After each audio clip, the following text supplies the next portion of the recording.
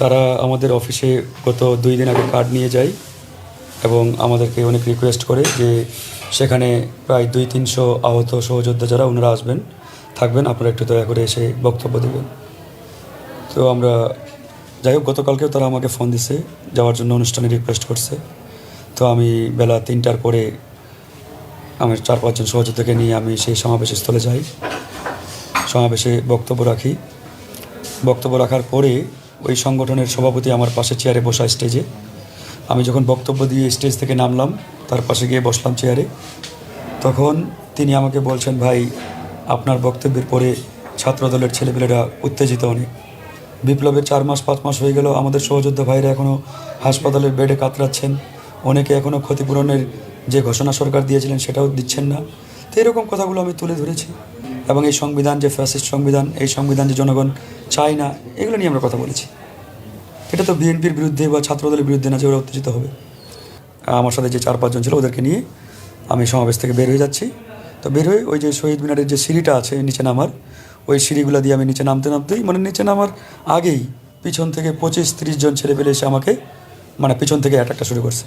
আমার ওই কোটে টান দিছে, টান দিয়ে ওখানেই মানে একটা মানে একবারে পুরোপুরি সন্ত্রাসীদের মতো ছাত্রলীগ বিগত 15-16 বছর যেভাবে আমাদের উপরে আক্রমণ করছে ঠিক একই কায়দায় একই স্টাইল আমার এই কপালে।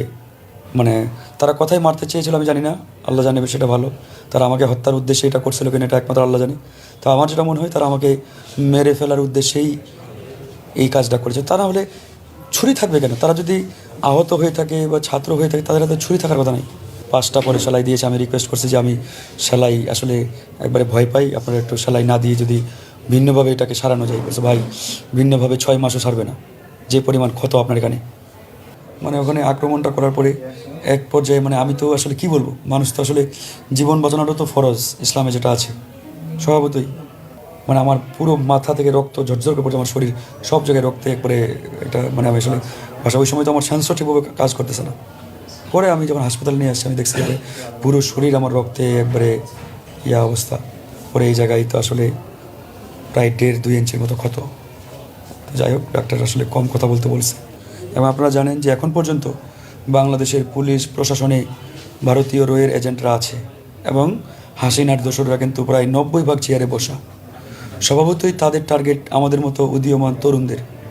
আমরা যারা এই আগ্রাসন বিরোধী লড়াই করছি, আমরা যারা এই ফ্যাসিবাদ বিরোধী লড়াইয়ে সামনের সারিতে নেতৃত্ব দিচ্ছি, তারা তো স্বভাবতই আমাদেরকে টার্গেট করবে। এই টার্গেট করেই একটা মানে কিলিং মিশন কিনা এটা আমার কাছে এখন সন্দেহ লাগছে। তারা তো আসলে আমাকে হয়তো তারা আমার গলা কাটতে চেয়েছিল, আল্লাহর রহমত ছিল বিদায় গলাতে না লেগে হয়তো কপালে লেগেছে বলে আমি মনে করি। তা আমার বক্তব্য এখন কথা হচ্ছে যে ছবিগুলো আসছে হামলাকারীরা তো চিহ্নিত, ইতিমধ্যে মিডিয়াতে সব ছবি আসছে। পুলিশ ধরে তাদেরকে জিজ্ঞাসাবাদ করুক, এটা তো ওয়ান টাইমের ব্যাপার, এটা তো আহামরি জটিলতা কিছু না। তাদের রাজনৈতিক পরিচয় বের করুক, তাহলে পরিষ্কার হবে যে তারা আসলে কোন দলের কোন মতের। আমাদের বক্তব্য এটাই।